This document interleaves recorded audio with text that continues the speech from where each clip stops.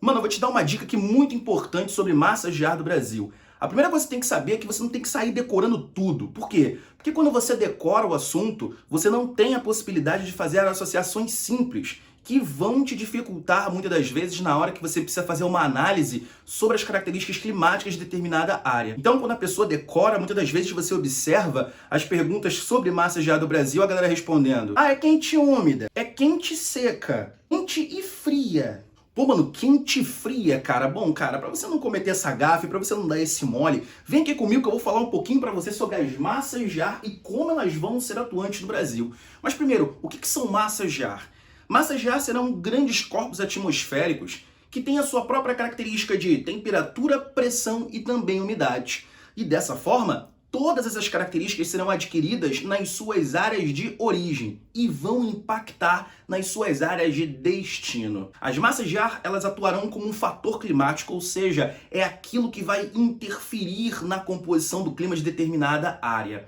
Você não sabe o que são os fatores climáticos, não? Então é muito importante você ter um conhecimento prévio sobre fatores climáticos para poder entender as massas de ar. Porque a massa de ar também, como já dito, vai ser um fator climático. Mas rapidamente aqui, ó, vamos lembrar de alguns que vão ser importantes. Olha só, gente, fator climático é tudo aquilo que vai exercer uma influência na característica do clima. Em outras palavras, o clima ele vai ter tal característica em função da atuação de qualquer um ou mais de um desses fatores climáticos, como a altitude, que vai interferir diretamente na possibilidade de acúmulo de calor, a latitude, que vai ser ali a diferença de radiação solar no planeta Terra, sendo variável de 0 a 90 graus, a maritimidade e a continentalidade, que vai tratar exatamente das diferenças de umidade, sendo maior nas áreas que sofrem maritimidade e menor nas áreas que sofrem com a continentalidade, e também a vegetação, que vai interferir na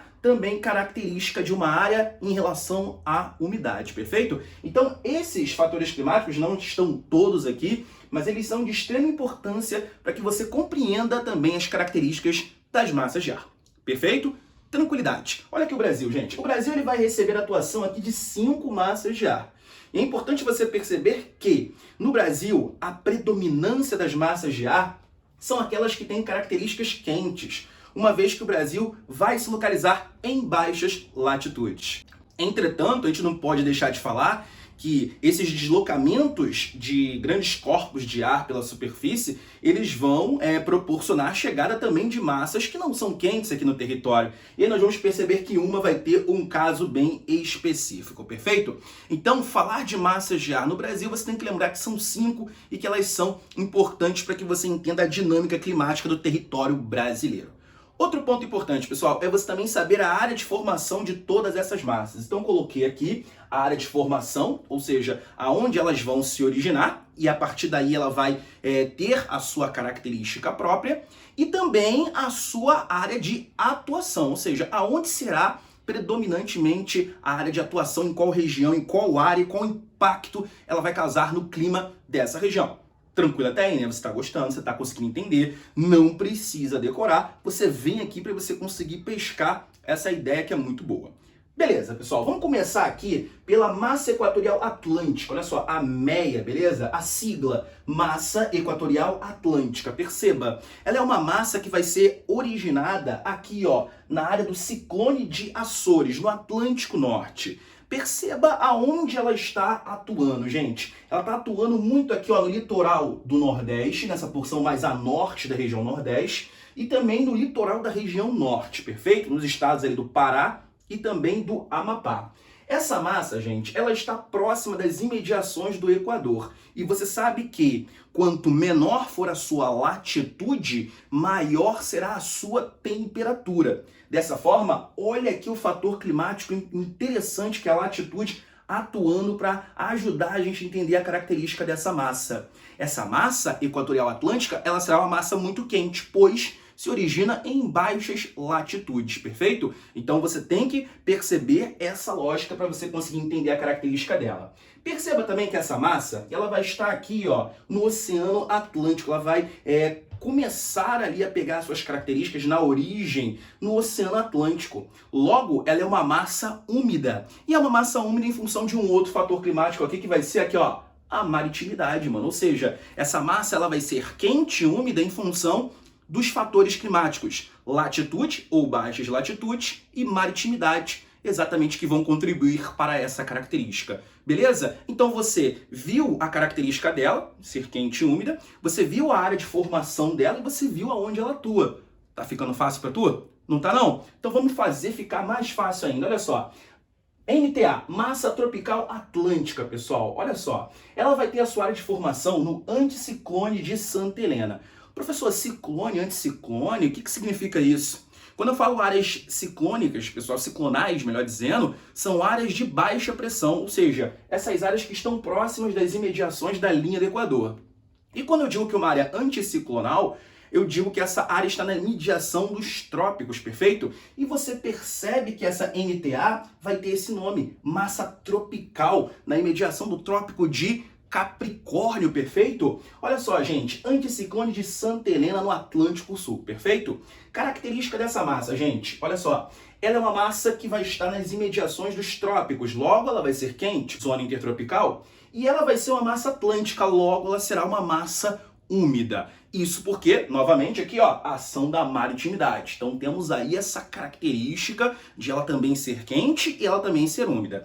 A área de atuação dela, pessoal, olha só, ela vai atuar aqui no litoral sul, ela vai atuar no litoral do sudeste e também vai atuar no litoral do nordeste. Agora, a gente tem que perceber que quando essa massa úmida adentra no território brasileiro, nessas áreas aqui, ó, mais próximas do litoral, nós vamos ter formações de cadeias de relevo, como é o caso, por exemplo, da Serra do Mar aqui na região sudeste.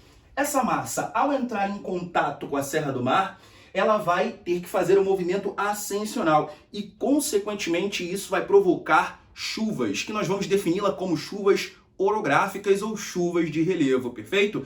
Então temos que perceber que essa massa é uma massa úmida, porém quando ela encontra essas áreas, essas escarpas planálticas aqui, ela vai automaticamente receber essa influência do relevo, resultar na precipitação e quando ela consegue ultrapassar essa massa, ela já está com uma característica menos úmida, mais seca, perfeito? Então isso é muito importante. Ó, chega aqui para você perceber, ó, MTC, massa tropical continental. Mesma ideia daqui, ó. Tropical, então é quente.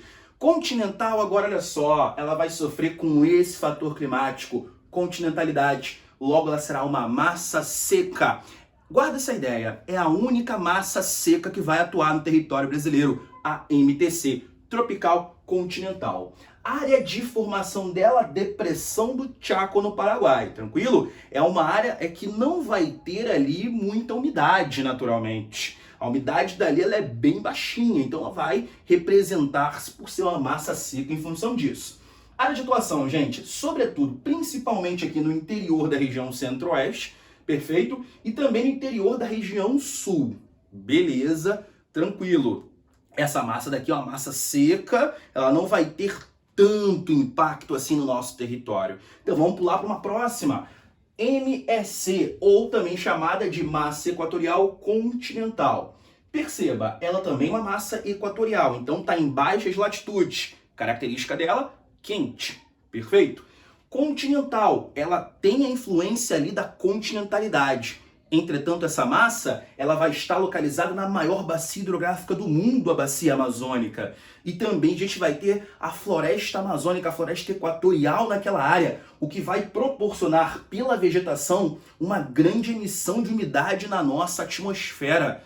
Logo, essa massa, que deveria de ser uma massa seca pela continentalidade, ela acaba se tornando uma massa úmida por conta da presença da vegetação e também dessa grande rede hidrográfica. Então a MEC vai ser uma massa que é muito quente e muito úmida. Vai atuar no Brasil nos meses que compõem o verão, perfeito? Por quê? Porque ela vai ter uma expansão muito grande e essa umidade, ela que é originada na Amazônia Ocidental, ela vai se expandir para o Brasil, fazendo com que haja os aguaceiros de verão aqui, ó, na região centro-oeste, na região sudeste, chamados cercados de rios voadores. Olha só que bonito que tá ficando, olha como é que tá ficando legal, perfeito? Então no verão essa MEC se expande, ela sai dos limites da Amazônia Ocidental e chega aqui no meio do Brasil, no Brasil Central, então são os rios voadores, mano. Massa muito importante no território brasileiro. Beleza, chegamos aqui à MPA, Massa Polar Atlântica. Olha só, Massa Polar Atlântica. A Massa Polar Atlântica, ela vai ter como área de formação o Atlântico Sul. Mais precisamente aqui, ó, Subantártica, beleza? Ela também pode se formar ali próximo da Argentina. E aí ela vai estar localizada numa área de latitudes um pouco mais elevadas em relação ao território brasileiro. Então percebemos que quanto maior for sendo a sua latitude, a temperatura aqui, ó, vai diminuindo. Cada vez que você tem um aumento da latitude, a radiação solar fica menor. Logo, nós vamos tendo temperaturas mais baixas. Característica da MPA, mano, ela vai ser uma massa fria, consequentemente. E ela vai ser uma massa úmida em função de percorrer essa área do Atlântico. Agora, o que ela vai fazer, gente? Isso é muito importante. Primeira questão, ela vai ser muito atuante no Brasil nos meses que compõem o inverno. Ela vai ter uma força no território brasileiro muito maior. Isso porque essa massa equatorial continental no inverno, ela reduz a sua área de atuação. Ela fica concentrada aqui na Amazônia Ocidental, beleza? E aí quem fica grande, quem chega até o Brasil, a MPA chega bonitona. Nos meses de inverno, ela vai provocar aqui nessas regiões sul, sudeste, aqui no litoral nordestino ela vai atuar, chuvas que a gente vai chamar de chuvas frontais. Chuvas que são de frentes, perfeito? Quando essa massa avança, ela provoca as frentes frias. Então a gente pode observar exatamente a atuação dessa massa. Chuva frontal é quando uma massa fria, enquanto a massa quente fica suave para você conseguir entender. Aqui no litoral nordestino, as chuvas serão muito mais intensas no inverno em função dessa massa. E ela também pode avançar aqui pelas planícies inferiores, chegando aqui no Pantanal e também na Amazônia. E aí o fenômeno que vai ser dado vai ser o fenômeno da friagem, perfeito? Você vai perceber que essa massa ela vai causar a redução, a queda brusca de temperaturas na Amazônia, também em áreas da planície do Pantanal, que não estão acostumadas com temperaturas muito baixas. Então a gente vai dar o nome ali de friagem, tranquilo? E espero que você tenha entendido. Fica aí com a gente, tamo junto e um grande abraço.